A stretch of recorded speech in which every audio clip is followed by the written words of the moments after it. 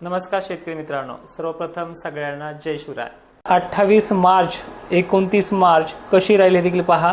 अनेक शेतकऱ्यांना आभाळ दिसलं की हळद वगैरे गोष्टींना परेशानी होती, पण उद्या महाराष्ट्रामध्ये पाऊस पडणार नाहीये। थोडेफार भाग आहेत, त्या भागामध्ये आपण बोलूयात। 27 तारखेची झाली, 28 आणि 29च्या कालखंडामध्ये फक्त 1-2 लोकेशन्स असे आहेत तिथे पाऊस होऊ शकतो, त्यामुळे त्याच भागाने सतर्क राहायचं। आता 2 दिवस सुट्टी आहे। परत 30 तारखेपासून तर अवघ्या 4 तारखेपर्यंत राज्यातलं वातावरण सलग 4 दिवस खराब असणार आहे। त्याची व्याप्ती तुम्हाला मी मागच्या व्हिडिओमध्ये सांगितली। आत्ताच्या क्षणाला ह्या वातावरणाची क्रेज कशी राहील ते पाहूयात। डब्ल्यूडीचं वारं प्रचंड वेगाने महाराष्ट्रात बाष्प घेऊन येतंय, त्यामुळे उद्या नाशिक क्षेत्र, पश्चिम महाराष्ट्र, खानदेशामध्ये वारे पश्चिमेकडनं पूर्वेकडे वाहतील। थोडे जालन्या पट्ट्यामध्ये, बीड पट्ट्यामध्ये गरमीची लेवल, आर्द्रता आणि थोडीफार ढगाळलेली परिस्थिती पाहायला मिळेल। सोलापूर सुद्धा 28 तारखेला पावसाचा धोका संभाव्य शक्यता दिसतच नाहीये। थोडी बेळगाव साईडला वगैरे भागांमध्ये होऊ शकते, तरीही त्यांना सुद्धा मोठा धाक नाही, स्थानिक वातावरणाचा परिणाम असेल। महाराष्ट्रात एकंदरीत 28 तारीख कोरडी जाणार आहे।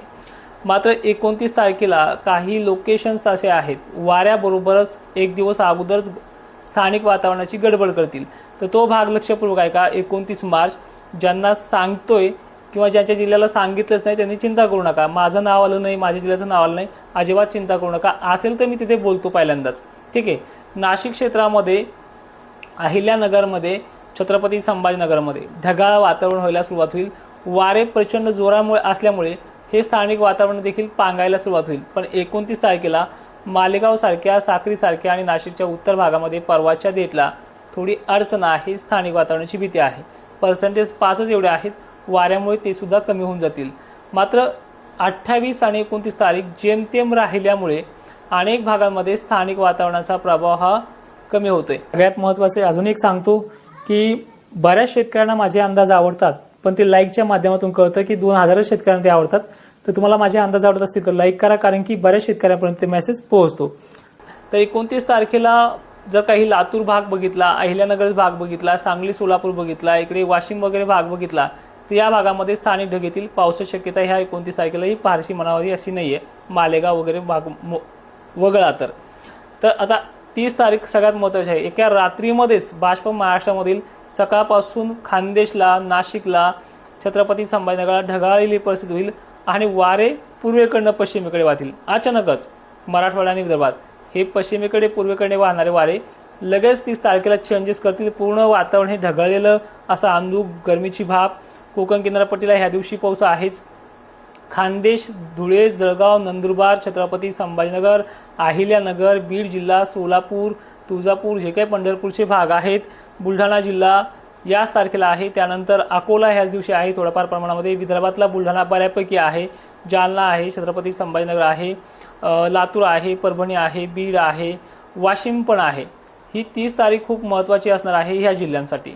तर 31 तारखेला बघा याचा प्रभाव कसा राहील, तो थोडासा डायव्हर्ट होतो खालच्या जिल्ह्यांना। नागपूर, चंद्रपूर, अकोला, अमरावती या भागांमध्ये, नांदेड, लातूर परिसरात देखील 30 आहे थोडेफार प्रमाणात, 31 देखील आहे या भागांमध्ये।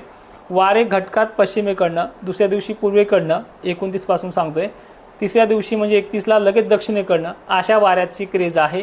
त्यामुळे ह्या 2-3 दिवसामध्ये हळद उत्पादकांना 4 वाजले की झाकून ठेवायचे। आणि विशेषतः ही माहिती तुम्ही इतरही शेतकऱ्यांपर्यंत पोहोचण्याचं काम करा। 2 वर्षापासून या चॅनलवरती काम करतोय, तर ह्या चॅनलचे 100K सबस्क्रायबर पूर्ण करण्याचे मी आज वैयक्तिक तुम्हाला बोलतो आहे, ते आपल्याला करायचे आहेत। ज्यांचे लग्न कार्य, कुठलेही कार्यक्रम असू द्या, मराठवाड्यातल्या आणि विदर्भातल्या शेतकऱ्यांना तुम्हाला 4-5 वाजेपर्यंत अडथळा नाही ह्या 2-3 दिवसानंतर, ठीक आहे। खानदेशमध्ये लवकर अडथळा सक्रिय होईल, पण मराठवाड्यात आणि विदर्भातला 4च्या नंतर किंवा काही ठिकाणी 8-9च्या नंतर हे वातावरण सक्रिय होईल संध्याकाळच्या। त्यामुळे 4 वाजेपर्यंत तुम्हाला भीती नाहीये। 1 तारखेचं वातावरण हे खूप महत्त्वाचं असणार आहे विदर्भासाठी। अकोला, अमरावती, नागपूर आणि एक्झॅक्टली तुम्हाला मेन पॉईंट असं सांगतोय, हे फक्त 25% आहे। जिथे बी पडेल 25%मध्ये तिथेच ती व्याप्ती चांगल्या प्रमाणात दाखवेल, बाकी सर्वदूर हा पाऊस तर नाहीच। अवकाळीचा अंदाज असाच असतो। तर 1 तारखेचा विशेषतः अंदाज गारपिटी सदृश्य परिस्थिती 30ला उत्तर भाग, खानदेश वगैरे भाग जे 30ला सांगतो 30 मार्चला, आणि ज्यावेळेस 1 एप्रिलची बारी येते त्यावेळेस परभणी जिल्हा, विदर्भातला बुलढाणा जिल्हा, परत दक्षिण महाराष्ट्रातला सोलापूर, सांगली मोजक्या ठिकाणी, बीड वगैरे, वाशिम, हिंगोली हे देखील भाग आहेत। नांदेड पट्टा आहे, लातूर आहे, जालना आहे, या भागामध्ये गारपिटीचे रडार 1 तारखेला देखील बनू शकतात. 2 तारखेला be same to same condition आहे. छत्रपती संभाजीनगर 1 ला पण येतोय आणि 2 ला पण येतोय. आणि 2 तारीख ही महत्त्वाची का ठरते, कारण की 2 तारखेला एक गरमीची लेवल आणि आभाळाची लांब फळी या मालेगाव धुळे मार्गे तर येतेच, पण अहिल्यानगर, बीड, सांगली, सोलापूर, तुळजापूर, पंढरपूर, परभणी अशा अकोला, अमरावतीपर्यंत विदर्भही बराचसा भेटतोय. या भागामध्ये जालन्याचाही समावेश आहे. सलग जालन्याचा 3 दिवस समावेश होतोय भाग बदलत पद्धतीनं. तर असं हे 3 ते 4 तारखेपर्यंत चालेल. विशेषतः 3 तारखेला हे उत्तर भागाकडे सरकून, म्हणजे विदर्भाच्याही उत्तरेकडील भागाकडे सरकून हे वातावरण खराब होऊन मोकळं होऊन जाईल. पण वाऱ्याची क्रेज जी आहे 3 तारखेला आणि पावसाचा जो काही प्रभाव आहे तो खानदेशमध्ये वगैरे 3 तारखेपर्यंत चालेल. 4 तारखेलाही तुरळक ठिकाणी भाग बदलत पद्धतीने पाऊस आहे. तर अशा प्रकारचा हा शेड्यूल होता. पण माहिती शेवटपर्यंत पाहणाऱ्या शेतकऱ्यांचे धन्यवाद आणि ही माहिती सर्व शेतकऱ्यांना पाठवण्याचा प्रयत्न करा. जय शिवराय.